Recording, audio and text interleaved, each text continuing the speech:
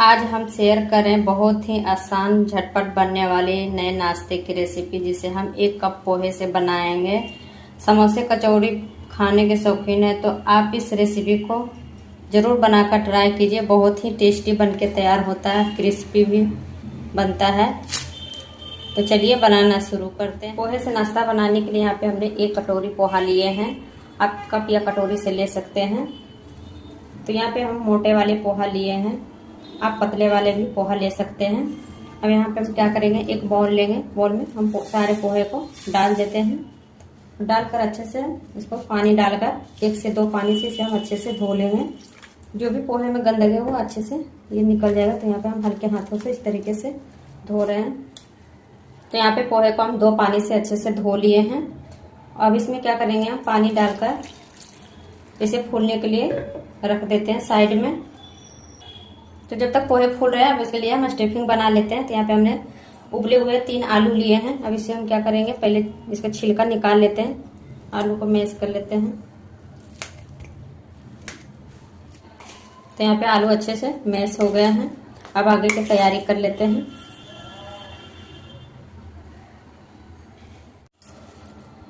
तो यहाँ पे आलू हमने अच्छे तरीके से मैश कर लिए हैं।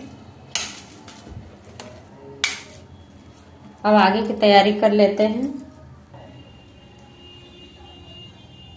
तो यहाँ पे हमने चूल्हे पे पैन को चढ़ा दिया है गर्म होने के लिए। तो यहाँ पे पैन अच्छे से गर्म हो गया। अब यहीं पे हम 1 चम्मच के करीब सरसों तेल डाल देते हैं।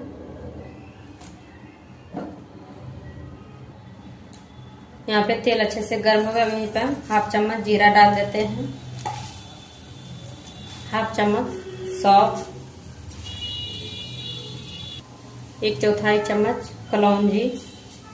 अब सारी चीज़ों को हम चटकने देते हैं अच्छे से।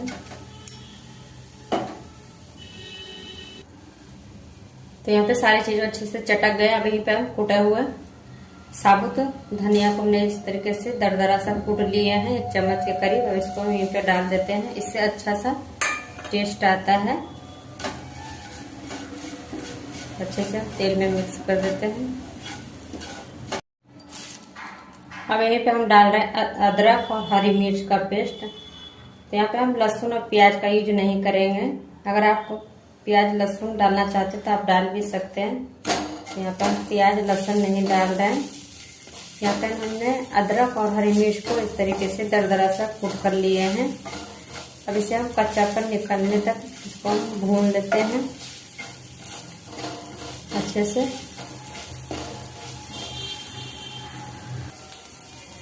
तो यहाँ पे अदरक और हरी मिर्च को भूनते हुए 1 मिनट हो गए, इसका कच्चापन निकल गया है।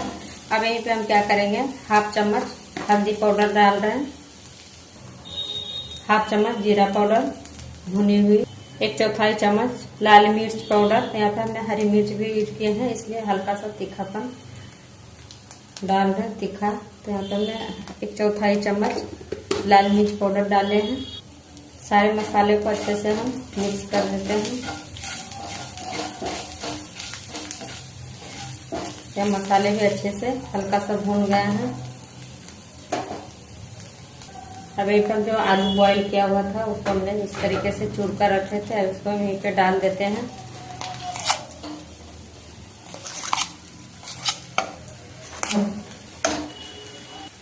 अब यहाँ पे हम आलू डालकर अच्छे से मसाले के साथ मिक्स कर देते हैं।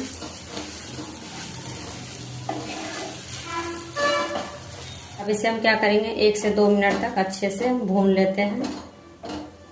अब यहीं पे हम क्या करेंगे, स्वाद के अनुसार नमक डाल देते हैं। नमक डालकर अच्छे से मिला लेंगे। 1/4 चम्मच चाट मसाला डाल देते हैं। अगर आपके पास चाट मसाला नहीं तो आप स्किप भी कर सकते हैं।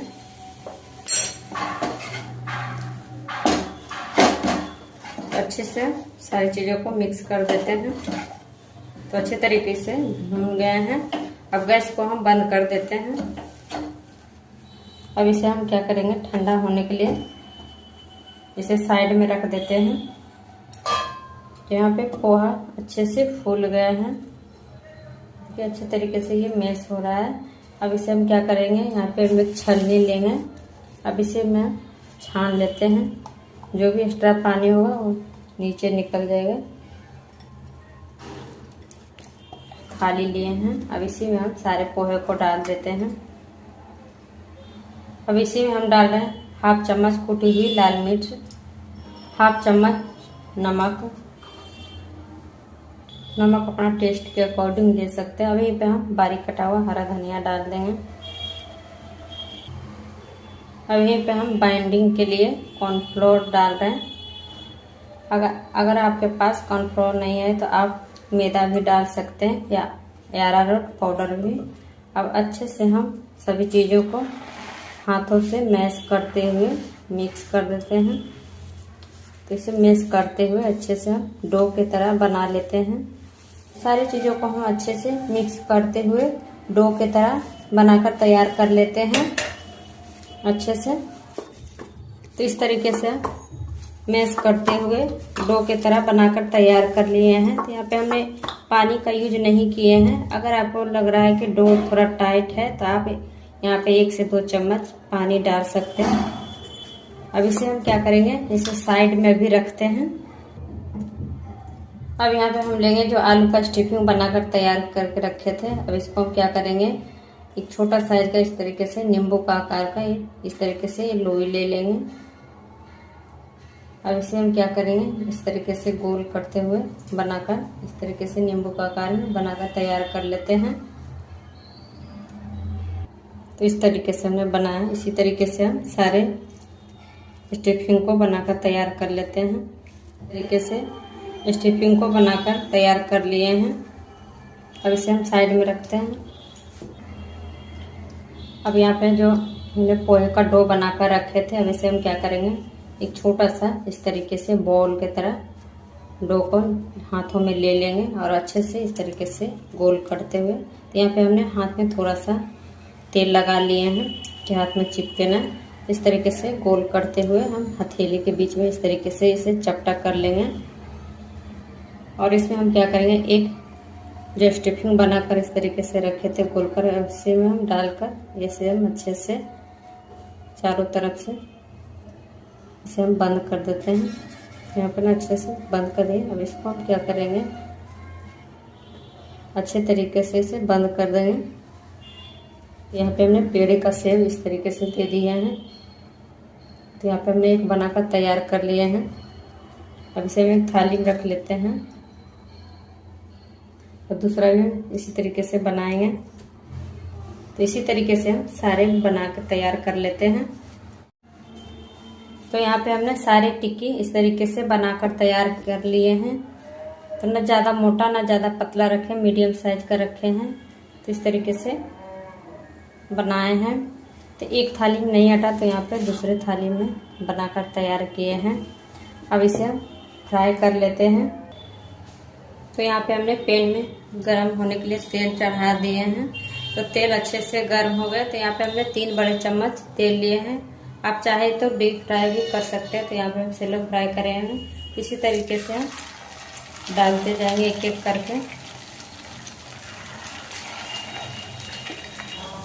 तो यहाँ एक बार में नहीं फ्राई होगा, हम इसे 2 बार करके फ्राई करेंगे। तो इसी तरीके से हम 2 से 3 मिनट तक फ्राई होने देते हैं। उसके बाद हम पलटेंगे। तो यहाँ पे फ्राई होते हुए 3 से 4 मिनट हो गए। अब इसे हम पलट लेते हैं। तो हमने लो मीडियम पे फ्राई कर रहे हैं। तो देखिए इस तरीके से फ्राई हुआ है। तो सारे टिक्के को हम इस तरीके से पलट लेते हैं। तो यहाँ पे दूसरे साइड भी फ्राई होते हुए 3 से 4 मिनट हो गए। अब इसे हम इस तरीके से पलटते पलटते हम अच्छे से फ्राई कर लेंगे। तो यहाँ पे अच्छे से फ्राई हो गया दोनों साइड। अब इसे हम निकाल लेते हैं। तो यहाँ पे हमने सारे टिक्की को फ्राई करके निकाल लिए हैं। अभी इसे हम साइड में रखते हैं। दूसरा जो बेच बच गया था उसे भी फ्राई कर लेते हैं। यहाँ पे हमने सारे टिक्की को निकाल लिए हैं। बन के तैयार हो गया है। तो यहाँ पे बन के तैयार हो गया पोहे का नाश्ता। तो यहाँ 1 कप पोहे से ढेर सारे नाश्ता बन के तैयार हुआ है। आप किसी भी चटनी के साथ खा सकते हैं। तो यहाँ पे हमने टमाटो सॉस लिए हैं। तो बहुत ही क्रिस्पी बन के तैयार होता है। इसे हम अब तोड़ के दिखाते हैं। देखिए कितने अच्छे से बन के तैयार हुआ है क्रिस्पी। तो फ्रेंड एक बार आप ज़रूर इस तरीके से बनाकर ट्राई कीजिए, बहुत ही टेस्टी लगता है खाने में। तो फ्रेंड अगर हमारे वीडियो पसंद आए तो लाइक शेयर सब्सक्राइब जरूर कीजिएगा। Thank you.